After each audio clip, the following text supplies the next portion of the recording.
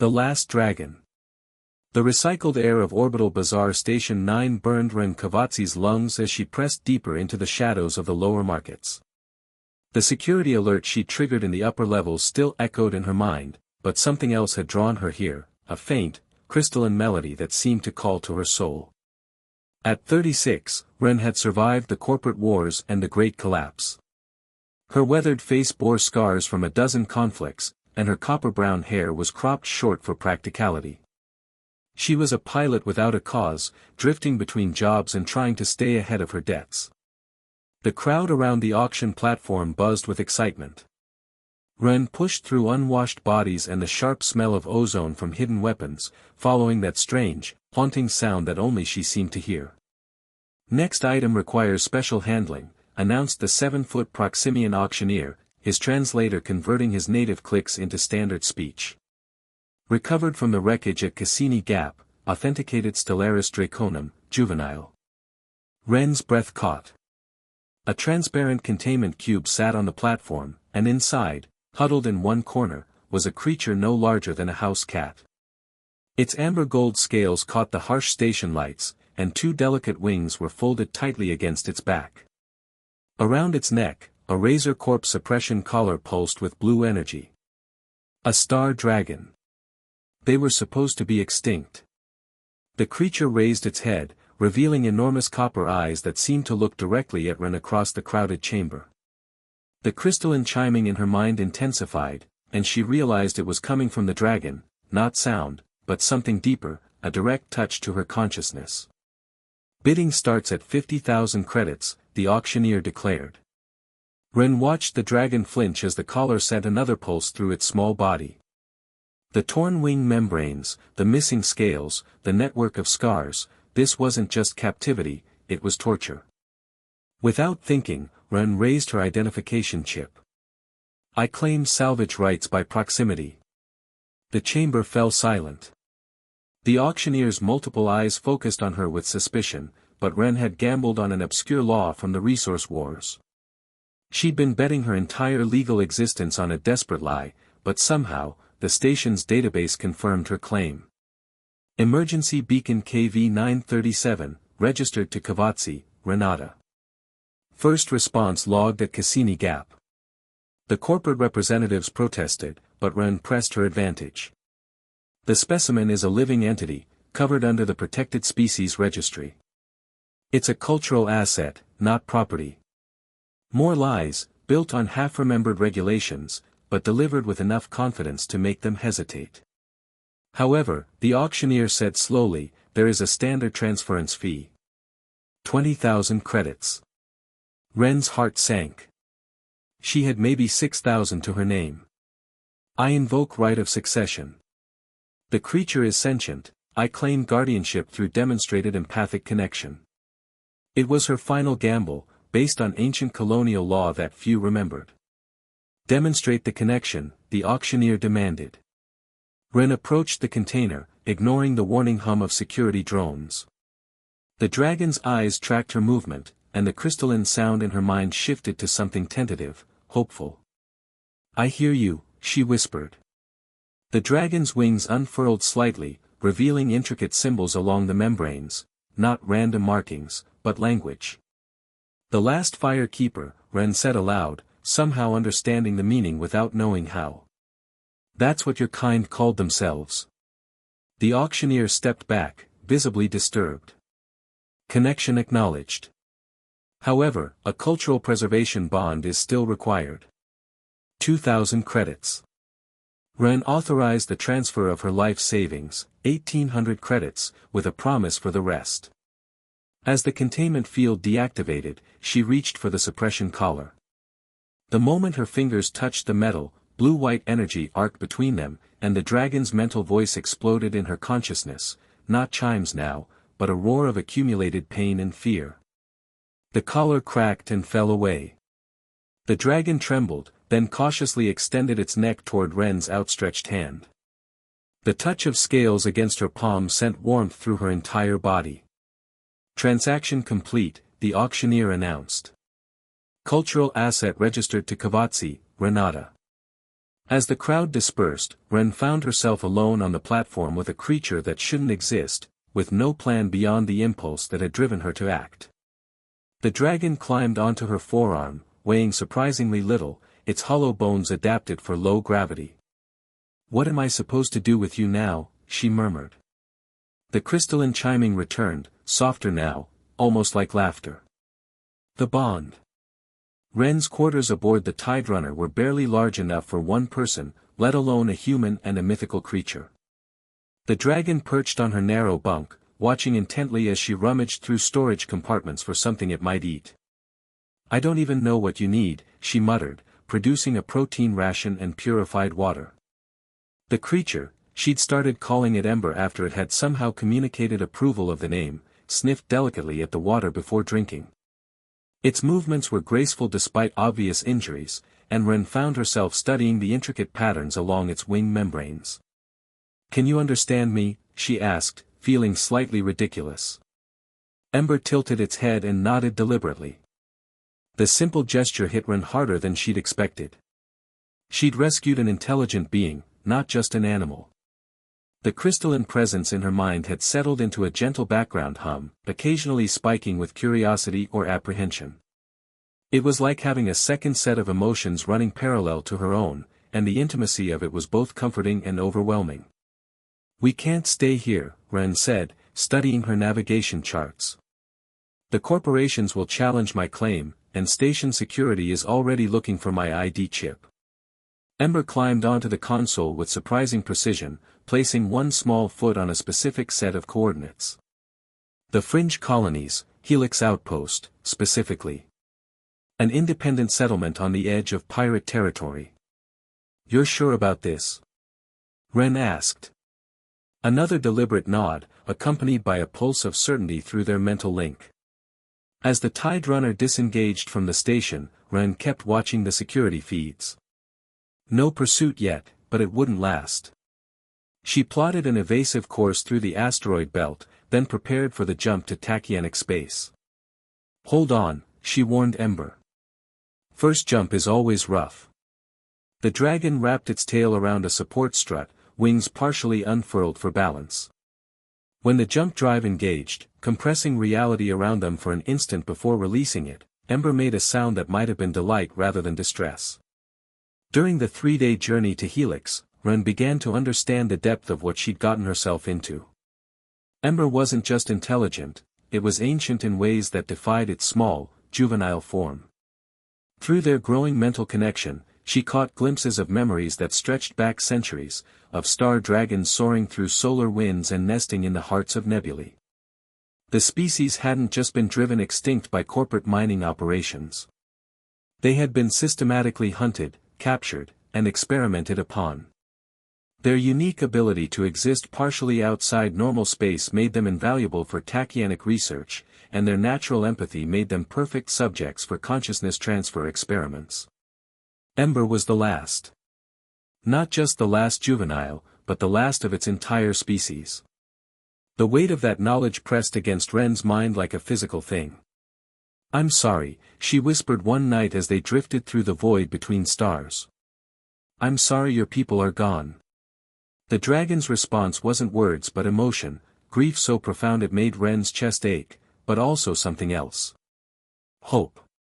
Purpose. A sense that perhaps this meeting hadn't been chance after all. When they reached Helix Outpost, Ren was surprised by what they found. The settlement was larger than she'd expected, built into the hollowed-out core of a massive asteroid. Ships from a dozen different worlds filled the docking bays, and the corridors bustled with traders, miners, and refugees from the corporate territories. But something was wrong. The moment they docked, Ren noticed the nervous glances, the hushed conversations that stopped when strangers approached. Helix felt like a place under siege. "Stay close," she murmured to Ember, who had taken to riding on her shoulder beneath a concealing hood. In the cantina that served as the outpost's unofficial information exchange, Ren bought drinks for a grizzled asteroid miner named Torres and learned the source of the settlement's anxiety. "Corporate fleet's been massing at Kepler Station," Torres explained, his voice low. "Word is they're planning to move against all the independent settlements. claim we're harboring pirates and terrorists. Are you? Ren asked. Torres shrugged. Some, maybe. But mostly we're just people trying to live free of corporate oversight. Doesn't matter to them, they want the resources in this system, and we're in the way. As if summoned by their conversation, the cantina's wall screens flickered to life with a corporate news broadcast. The pristine face of a Razor Corp spokesperson filled the displays. Terrorist attack on Orbital Bazaar Station 9 has been linked to separatist elements operating from illegal settlements in the fringe colonies. Commodore Chen has been authorized to restore corporate law and order to the region through any means necessary. Ren's blood went cold. On the screen, her identification photo appeared alongside text labeling her as a dangerous extremist, wanted for theft of corporate property and inciting violence. Under her hood, Ember's presence flared with alarm and anger. The dragon had recognized something in the broadcast, not just the threat to them, but something deeper. Through their bond, Ren felt a sudden rush of images, corporate labs, star dragons in cages, experiments that had driven an entire species to extinction. They're coming here because of us, she realized. But even as fear gripped her, another emotion was building through their mental link. Ember's grief was transforming into something else, a blazing determination that set Ren's own heart racing. The last star dragon wouldn't die in hiding. And maybe, just maybe, Ren Kavazi was about to discover that she was meant to be more than just a pilot drifting between jobs. The hunt was about to begin, but they wouldn't be the only ones doing the hunting. The Awakening. The corporate fleet arrived at Helix 3 days later, a formation of sleek destroyers that made the asteroid settlement's defense platforms look like toys. Commodore Chen's ultimatum was broadcast on all frequencies: surrender the terrorist Renata Kavazi and her stolen property, or face the consequences. Ren stood in the command center, watching the tactical displays with Ember perched on her shoulder. The dragon's presence in her mind had grown stronger over the past few days, and with it came flashes of something that felt like inherited memory, knowledge that belonged to a species that had once soared between stars.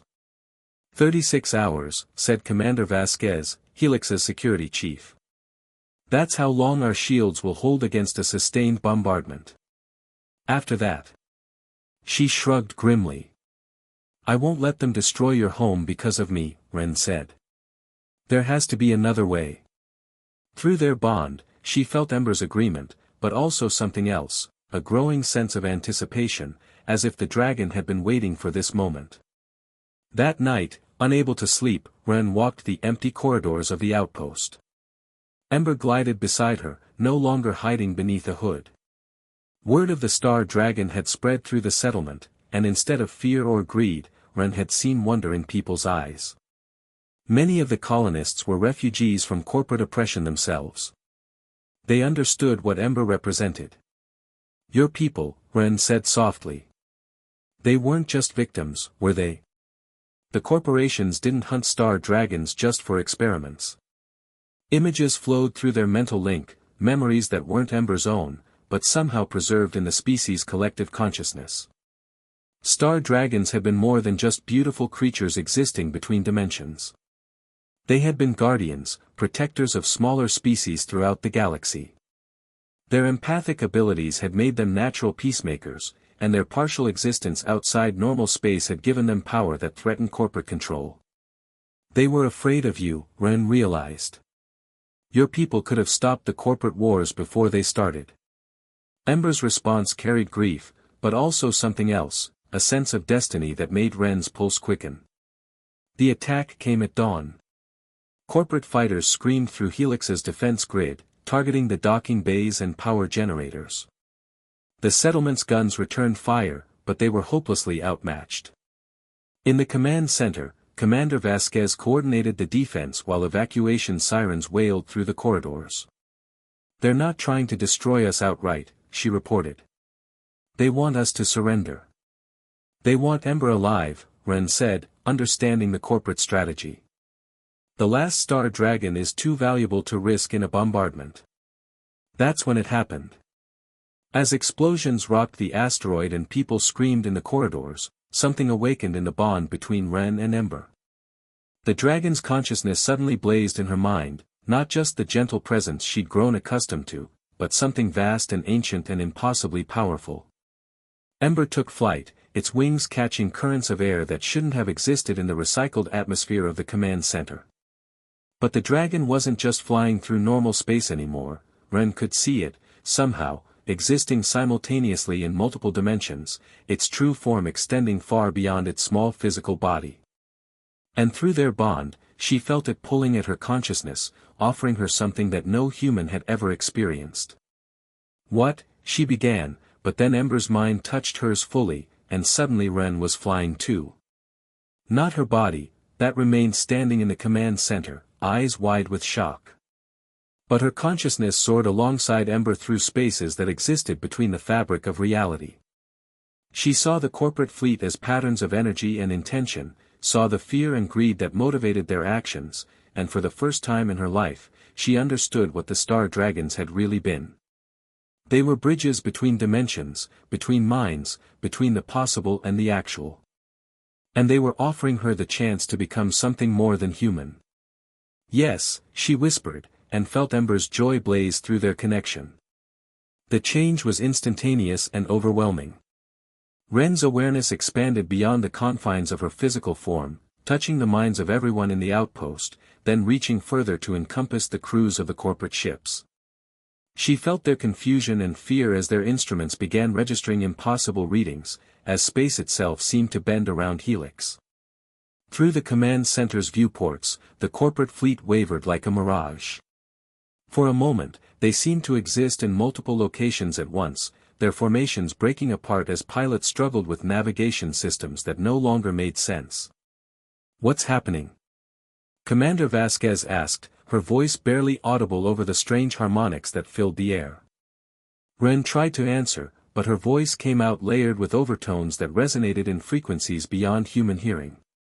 She was changing, becoming something new, not fully human, not fully star dragon, but a hybrid that bridged both species. And she wasn't alone. Through the expanded consciousness that Ember had awakened in her, she could sense others scattered throughout the galaxy, humans and aliens who carried traces of star dragon contact, dormant abilities that were now stirring to life. The species hadn't been completely destroyed. They had left seeds, connections that were now beginning to bloom. The corporate fleet fired their weapons, but the energy beams scattered harmlessly against barriers that existed partially outside normal space. On the bridge of the flagship, Commodore Chen stared at readings that defied every law of physics he knew. Ren reached out with her transformed consciousness, touching the Commodore's mind with gentle pressure. She showed him what she had seen, the truth about star dragons, about the corporate campaign of extinction, about the price of treating sentient beings as property. The effect was immediate and devastating. Chen's certainty crumbled, replaced by horror at what his employers had done, what he had helped them do. Through him, the realization spread to his crew, then to the other ships. One by one, the corporate vessels began to withdraw. But even as victory seemed within reach, Ren felt the strain of her transformation. The power flowing through her was immense, but her human form wasn't designed to channel it. She was burning out, her consciousness stretched too thin across too many dimensions. Ember's presence wrapped around her like protective wings, offering strength and stability. But Ren could sense the dragon's own exhaustion. The awakening had cost them both more than they could afford to spend. As the last corporate ship vanished into tachyonic space, Ren collapsed to her knees in the command center. The expanded awareness faded, leaving her with only human senses and the familiar gentle presence of Ember in her mind. But something fundamental had changed. The bond between them was permanent now, unbreakable. And throughout the galaxy, others like them were beginning to awaken. The star dragons weren't extinct. They were evolving, taking new forms, preparing for a future that would be very different from the corporate-dominated past. Commander Vasquez helped Ren to her feet, her eyes wide with awe and fear. "What are you?" she asked. Ren looked at Ember, who had settled back onto her shoulder, and felt the dragon's response through their bond, not words, but understanding. "Something new," she said. "Something the galaxy needs." The resistance. Word of the Helix miracle spread through the fringe colonies faster than corporate news suppression could contain it. A single human and the last star dragon had turned back an entire corporate fleet without firing a shot. But for Ren, the victory felt hollow as she struggled with the aftermath of her transformation. The expanded consciousness that had blazed through her during the battle now manifested in unpredictable surges. Sometimes she would reach for a tool and find herself momentarily aware of every mind within a kilometer radius. Other times, objects around her would flicker between dimensions, existing in multiple states simultaneously until Ember's stabilizing presence brought them back to normal reality. "You're evolving too fast," Dr. Sarah Chen, no relation to the Commodore, explained as she examined Ren in Helix's medical bay. The settlement's chief physician had worked with xenobiology before the corporate wars, and she was one of the few people who might understand what was happening. "The Star Dragon bond is rewriting your neural pathways faster than your brain can adapt." Ember perched on the medical scanner, its copper eyes reflecting concern that Ren felt as a physical ache in her chest. Through their link, she sensed the dragon's guilt. It hadn't meant to hurt her, but the awakening process was something that had never been attempted before. "How long do I have?" Ren asked. "Days, maybe weeks before the neural damage becomes irreversible," Dr. Chen admitted. Unless what? Unless you complete the transformation. Stop fighting it and let yourself become whatever you're meant to be. The thought terrified Ren. She'd spent 36 years being human. Could she give that up, even to survive? Her contemplation was interrupted by Commander Vasquez's urgent voice over the intercom. "Ren, you need to see this. We're receiving transmissions from all over the galaxy." In the communications center, the main screens displayed a cascade of incoming messages. Independent settlements, refugee camps, even some corporate territories, all reporting the same phenomenon. Humans were awakening to abilities they'd never possessed, forming empathic connections with alien species, manifesting powers that bent the laws of physics. "It's happening everywhere," Vasquez said in amazement. "Whatever you did here triggered something galactic." Ren studied the data streams, recognizing the pattern through her enhanced perception. The star dragons hadn't just been guardians, they had been symbiotic partners with dozens of species throughout history. When the corporations had driven them to near extinction, they had left genetic and psychic markers in their partners, dormant seeds that were now awakening. "They're calling themselves the Awakened," Vasquez continued. "And they're looking for you." A priority transmission cut through the others, its source coordinates indicating it came from deep in corporate space. The face that appeared on screen was gaunt and scarred, but Ren recognized the uniform of a corporate fleet officer. "This is Captain Marcus Webb of the destroyer Retribution," the man said, his voice tight with strain. "I was part of Commodore Chen's task force at Helix. After what happened there, after what you showed us, half my crew has mutinied. We've seized control of the ship and we're heading for the fringe colonies. We want to join your cause." More transmissions followed. Corporate soldiers laying down their arms, scientists abandoning their labs, entire planetary governments declaring independence from corporate rule.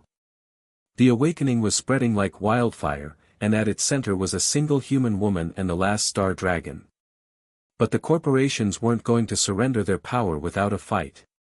The counterattack came not as military force, but as information warfare. Corporate news networks across the galaxy began broadcasting coordinated propaganda. Ren Kavazi was a terrorist using alien mind control to turn humans against their own species.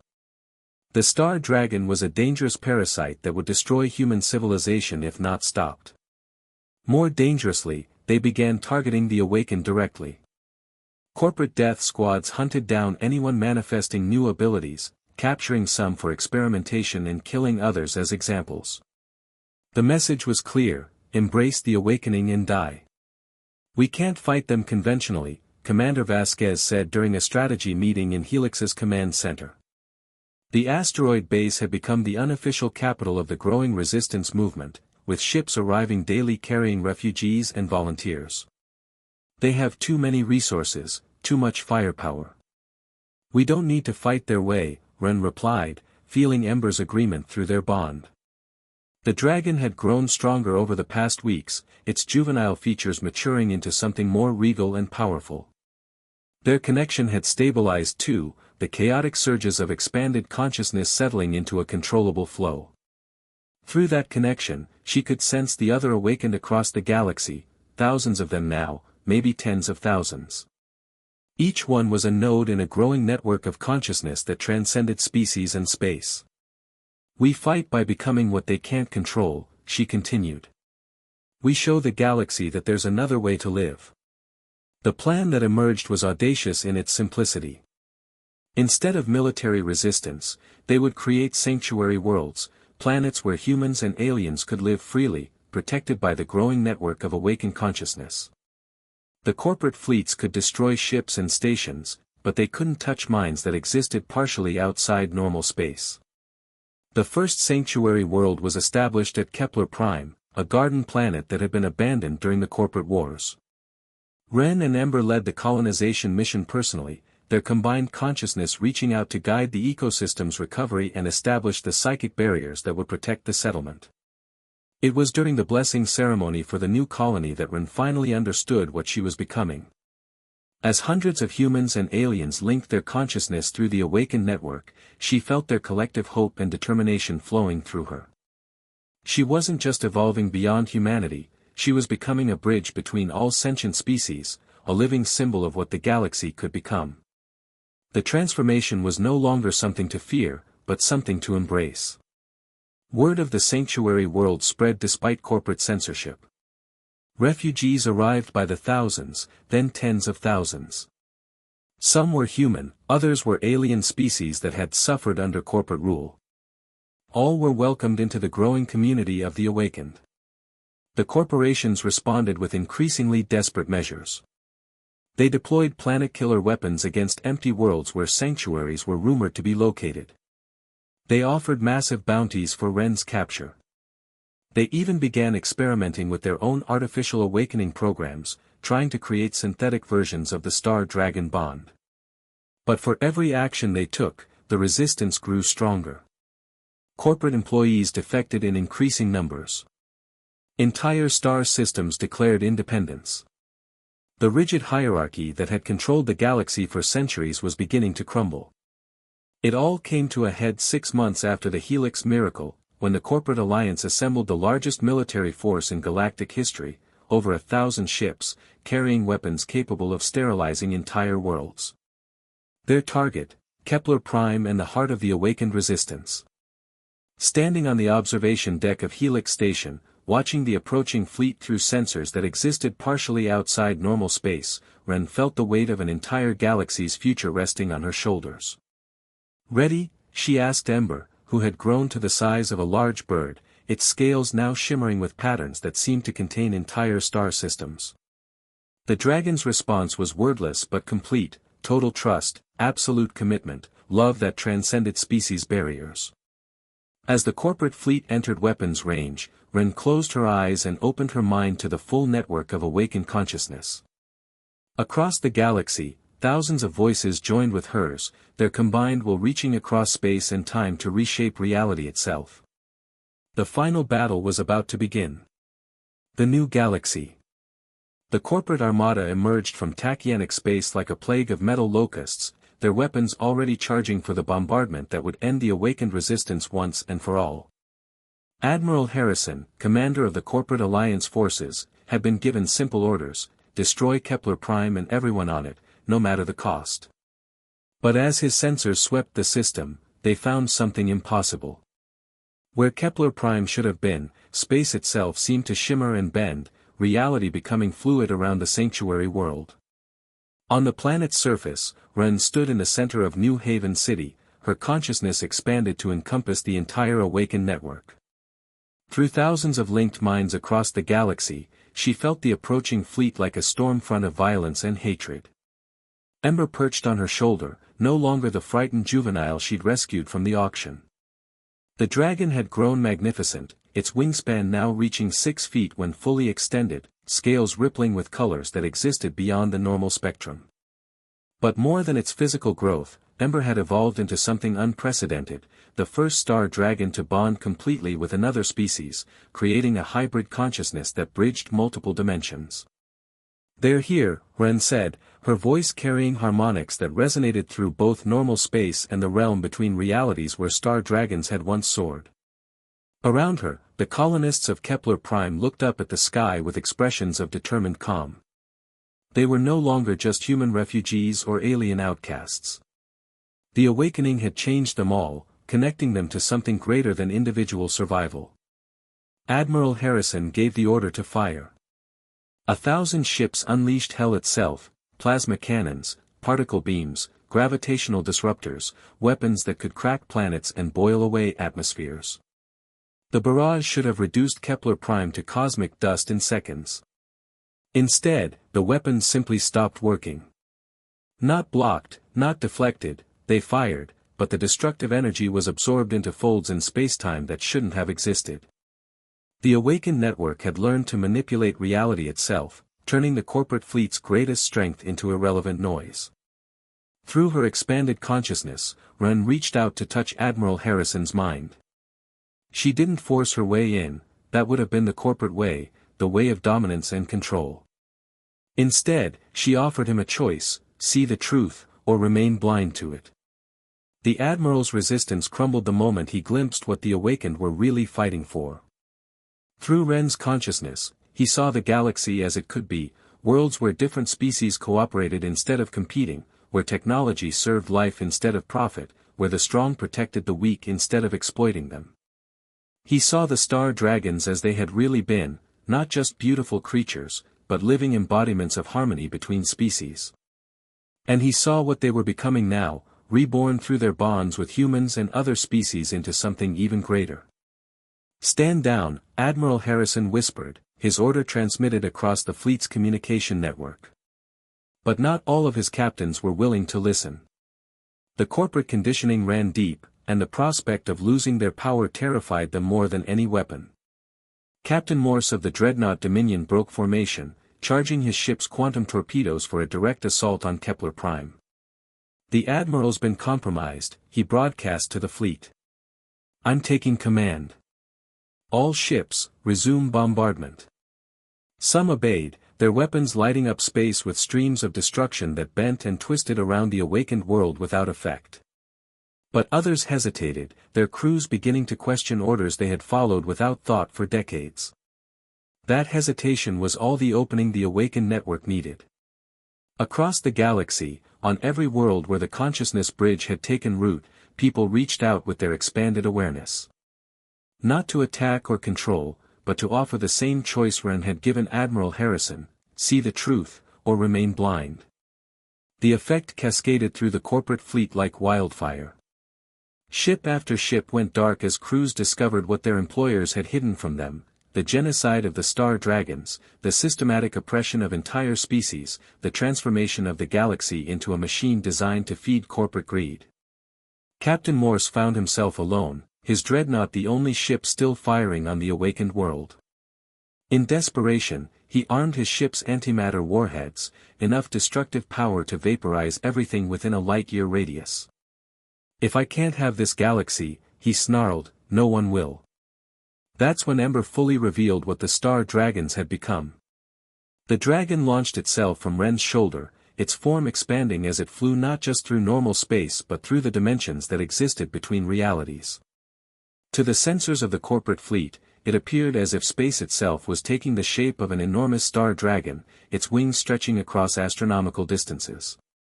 But this wasn't an attack. Ember wrapped its multidimensional form around the Dominion, not to destroy it but to heal it. The dragon's consciousness flowed through the ship's systems, touching every mind aboard with the pure essence of what star dragons had always represented: protection, harmony, the unity of all living things.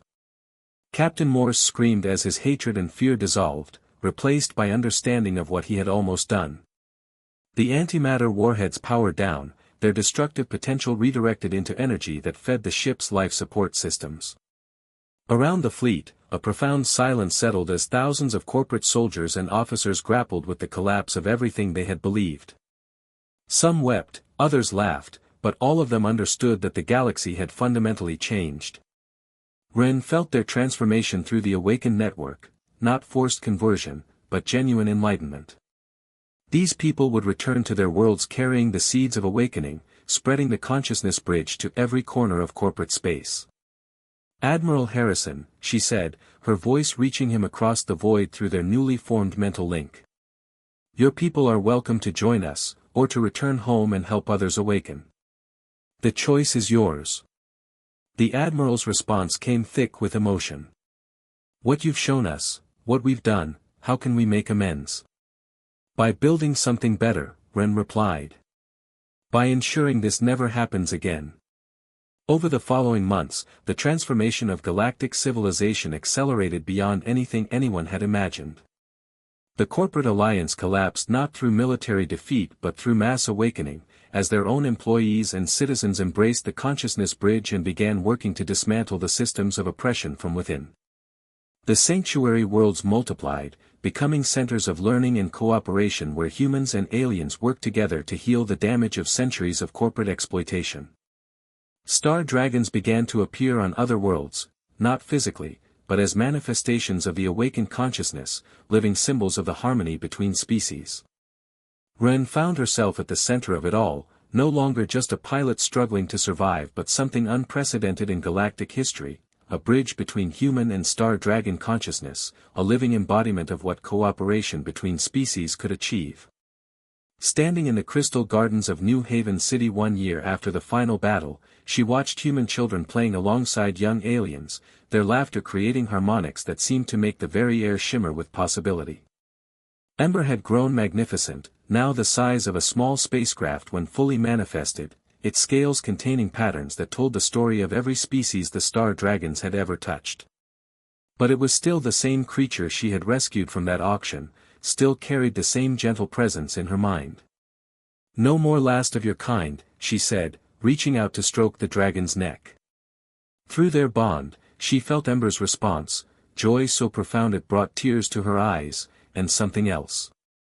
Gratitude, not just from Ember but from every star dragon consciousness that had ever existed, now reborn through the awakened network into forms more beautiful and diverse than they had ever been before.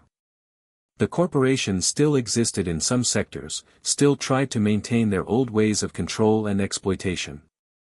But their power was broken, their influence confined to the diminishing regions where the awakening had not yet taken hold. More importantly, the galaxy had remembered what it meant to work together instead of against each other. The awakened consciousness wasn't uniform, each species, each individual maintained their unique perspectives and abilities.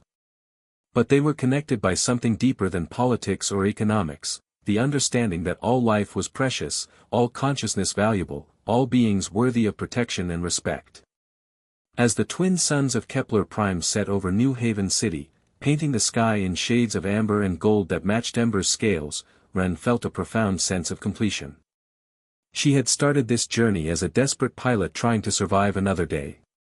She was ending it as something new, not fully human, not fully star dragon, but a living bridge between what had been and what could still become. The galaxy bowed to no one now. It rose together, lifted by the understanding that cooperation was stronger than competition, that love was more powerful than fear, and that sometimes the most important thing a person could do was to reach out their hand to someone who needed help, even if that someone happened to be the last surviving member of a supposedly extinct species. Ember's crystalline chiming filled the evening air, joined by thousands of other awakened voices across the galaxy, creating a symphony of consciousness that would echo through the stars for generations to come. The age of corporate domination was over. The age of awakened unity had begun. The end.